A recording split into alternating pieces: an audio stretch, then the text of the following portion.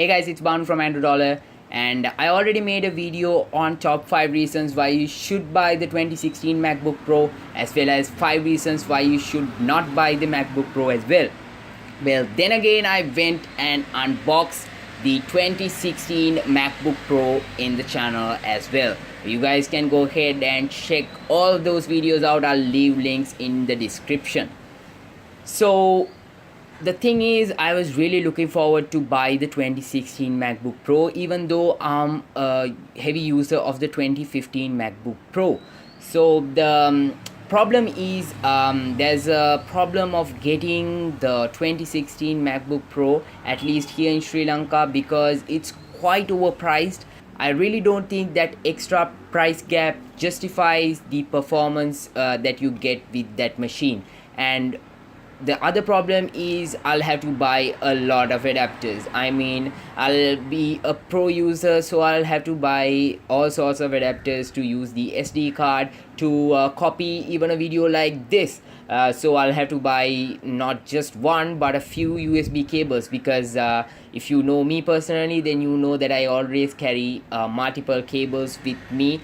Even when it comes to chargers, I have 2 or 3 chargers with me just in case, and I have one charger at home, one charger at work. So that's how I roll. So if I buy the 2016 model, I'll have to buy a lot of adapters, and I believe right now, even though we need adapters, by the end of next year or the year after that, we won't need any sort of adapters, because USB-C will be the standard for across all the devices. So by then, all the money that you spend for all of these adapters now would not be justified. So that's the problem with it. But if you're not having a MacBook Pro, and if you really want to get started with a Mac, then the 2016 MacBook Pro is really good. But for me, since I already own a 2015 MacBook Pro, I don't think that price jump as well as the performance I get with that machine is justifiable. And the other major problem that I saw after playing with the 2016 MacBook Pro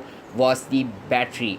I mean, the battery life on the 2016 MacBook Pro wasn't as good as I expected. I mean, it could be due to the touch bar that is not AMOLED, so that means all those pixels are gonna be turned on no matter what.